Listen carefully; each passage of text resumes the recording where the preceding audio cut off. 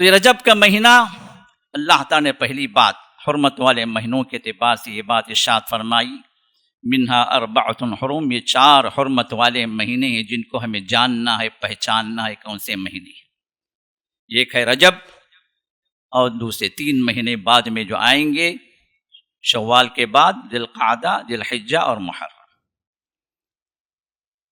یہ پہلا پیغام کہ حرمت والے مہینوں کو پہچانو۔ دوسرا پیغام یہ ہے کہ ان حرمت والے مہینوں میں کیا کرنا ہے، فَلَا تَظْلِمُوا فِيهِنَّ أَنفُسَكُمْ، کرنا کیا، ان دنوں کے اندر، ان مہینوں کے اندر ظلم نہ کرو، نہ اپنے آپ پر نہ دوسروں پر۔ ظلم کے ہر شکل سے اپنے آپ کو بچاؤ، نہ اللہ پر ظلم کرو، نہ اللہ تعالیٰ کی مخلوق پر ظلم کرو۔ ظلم 3 طرح کے ہیں، ایک ظلم انسان رب پر کرتا ہے، دوسرا ظلم انسان دوسروں پر کرتا ہے، اور تیسرا ظلم انسان اپنے آپ پر کرتا ہے، اور یہ تینوں ظلم ہیں۔ اور ان میں سے سب سے بڑا ظلم وہ انسان جو رب کے ساتھ کرتا ہے شرک کے اعتبار سے، جو اللہ کے ساتھ اللہ کی مخلوق کو ملا دے، اس کی ذات میں، اس کے اختیارات میں، اس کی صفات میں، اس کے عبادات میں اور اس کے خصائص میں، خصوصیات میں۔ جو رب ہی کر سکتا ہے وہ کام کسی اور کے لیے انسان بتا دے اور اس کو ساجد سمجھے، اللہ کے ساتھ شریک سمجھے۔ اور عبادات کی جتنی شکلیں ہیں، چاہے رکوع ہو، نظر ہو، نیاز ہو، منتیں ہوں، مرادیں ہوں، سجدے ہو، دعائیاں ہوں، مصیبت میں پکارنا ہو، مصیبت سے نکلنے کے لیے ندا دینا ہو، استغاثہ ہو، قربانیاں ہوں، دعائیں ہوں، جتنی بھی یہ چیزیں بیان کی گئیں یہ رب کے لیے خاص عبادتیں ہیں۔ اور ان عبادتوں میں کسی بھی انسان کو انسان شریک کر دے، ان عبادتوں کو ان کی طرف ڈائیورٹ کر دے اللہ کو چھوڑ کر، تو یہ اللہ کے ساتھ سب سے بڑا شرک ہے، جو جن کے بارے میں اللہ رب العزت نے اپنے نبی علیہ السلام کے ذریعے سے فرمایا، الا انبئکم باکبر الکبائر، کیا میں تمہیں نہ بتلاؤں بڑے گناہوں میں سے بھی بڑا گناہ۔ بڑے گناہ تو بہت ہیں، ان بڑے گناہوں میں سے بھی بڑا گناہ، کیونکہ بڑے گناہوں کو اللہ تعالیٰ بغیر توبے کے بھی معاف کر دے سکتے ہیں، لیکن ان بڑے گناہوں میں سے بھی سب سے بڑا گناہ جو شرک ہے، اللہ تعالیٰ بغیر توبے کے معاف نہیں کرتے۔ کوئی بندہ چوری کرے، ڈکیتی کرے، زنا کرے، ظلم کرے دوسروں پر، بہت کچھ مسائل ہیں، بہت کچھ گناہ ہیں، لیکن ان کو اللہ اگر چاہے تو معاف کر دیں۔ اگر بندوں کے ساتھ گناہ ہے تو بندے بھی معاف کرنا ہو پر شرط ہے، لیکن اللہ اور رب کے درمیان، اللہ اور بندے کے درمیان میں جتنے بھی گناہ ہیں ان سب کو اللہ تعالیٰ بغیر توبے کے بھی معاف کر سکتے ہیں، لیکن اللہ نے اپنے آپ سے جو وعدہ کر رکھا ہے کہ ایک گناہ میں بغیر توبے کے معاف نہیں کروں گا، اور وہ ہے شرک والا گناہ۔ یہ ہے اکبر الکبائر، بڑے گناہوں میں سے بڑا گناہ۔ یہ رب کے ساتھ سب سے بڑا ظلم ہے جو انسان اگر کر بیٹھے، اور ہمارے معاشرے کا المیہ یہ ہے، مصیبت یہ ہے کہ اس گناہ کو گناہ ہی نہیں سمجھتی، بلکہ یہ گناہ کرنے والا پکا مسلمان، ٹناٹن سنی، پورا دین اسی کے پاس ہے، کیونکہ کہتے ہیں کہ یہ اولیاء کو ماننے والا، یہ ماننے والا نہیں ہے، اولیاء سے مانگنے والا ہے، اور قرآن اور حدیث پر عمل کرنے والا ہم جیسے موحدین، یہ لوگ اولیاء کو مانتے ہیں لیکن اولیاء سے مانگتے نہیں ہیں۔ مانگنا صرف اس رب سے جو اولیاء کا بھی رب ہے، جو قرآن کا پیغام ہے، اور اس پیغام کو قبول کرنے کے لیے ہماری امت تیار نہیں ہے۔ شرکیات میں ڈوب کر شیطان نے انہیں یہ سجھا دیا ہے کہ یہی اسلام ہے، اسی پر تم چلتے رہو، اسی پر مرو تو تم میرے ساتھ، تم وہاں پر بھی جہنم میں رہو گے۔ نعوذ باللہ۔ ہمیں بچانا ہے اپنے لوگوں کو، سمجھانا ہے اس توحید کو۔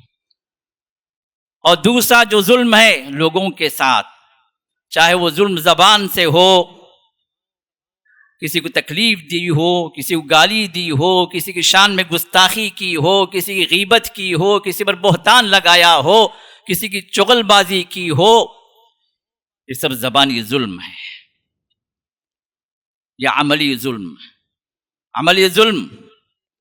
ہاتھ سے کسی کو مار دیا ہو، کسی کی بے عزتی کی ہو، عملی طور پر کسی کی شان کو کم کر دیا ہو، کسی کو ڈیگریڈ کر دیا ہو، یہ سب عملی ظلم ہے۔ اور مالی ظلم یہ تو ہمیں معلوم ہے، کسی کا مال ہڑپ کر لیا ہو، کسی کا حق نہ دیا ہو، کسی کے ساتھ خیانت کی ہو، کسی کا غداری کی ہو، جو کہا اس پر عمل نہ کیا ہو، مال کے سلسلے میں لوگوں کو جو اس کا حق باقی نہیں ہے لیکن لوگوں کے سامنے کہتا پھر رہا ہو کہ نہیں اس کی یہ باقی ہے، مالی ظلم کے اعتبار سے بدنام کر رہا ہے، یہ سب مالی ظلم کے اندر آتے ہیں، جبکہ وہ بندہ اس سے بری ہے۔ کئی جگہوں پر بات ایسی آتی ہے کہ جو آپس میں اگریمنٹ ہوا، جو معاہدہ ہوا وہ پورا ہو گیا، لیکن مال کے لالچ میں اس بندے کو دوسرا بندہ بدنام کر رہا کہ نہیں یہ بھی باقی ہے میرا پیسہ، اس نے میرے ساتھ دھوکہ کیا۔ لیکن رب کے سامنے جب پہنچیں گے تو پھر دودھ کا دودھ پانی کا پانی وہاں پر ظاہر ہو جائے گا۔ مالی ظلم بھی اللہ تعالیٰ کسی کا نہیں چھوڑیں گے۔ انسان جنتی ہونے کے باوجود بھی یاد رکھو جنت ہونے کا فیصلہ کر دیا گیا، پل صراط بھی پار کر دیے، کیونکہ جنتی جب جنت میں جائیں گے تو پل صراط کو پار کیے بغیر جا نہیں سکتے، اور پل صراط ہوگی جہنم پر، اور پل صراط کو پار کرنے والے صرف اپنے ایمان کے زور پر، ایمان کے نور سے پار کریں گے،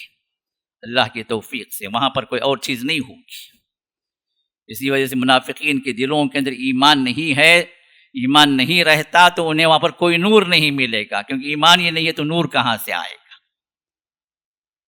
تو مومنین جو جنتی ہوں گے وہ جنت کے وہ جہنم کے اوپر پل صراط بھی پار کر دیں گے، لیکن ابھی جنت میں داخل نہیں ہو پائیں گے کہ اللہ روک لیں گے قنطرہ پر،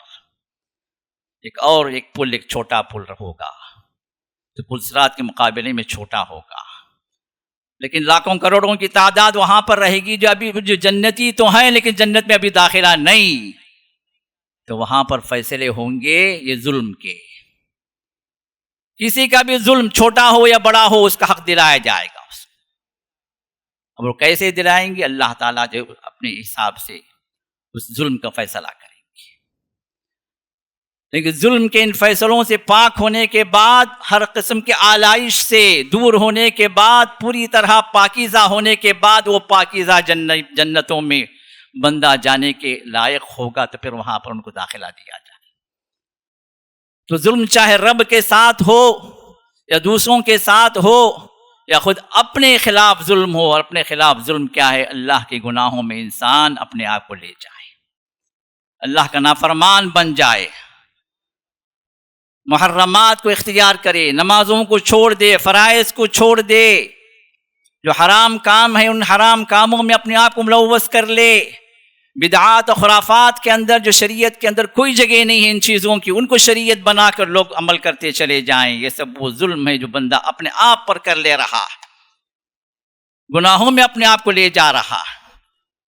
تو اللہ رب العزت نے خصوصیت کے ساتھ اس ماہ رجب میں اور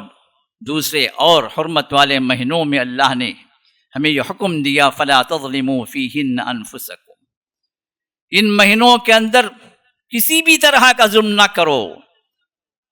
نہ اپنے آپ پر، نہ دوسروں پر، نہ اللہ تعالیٰ کے ساتھ، ظلم کی ہر شکل سے اپنے آپ کو روک لو۔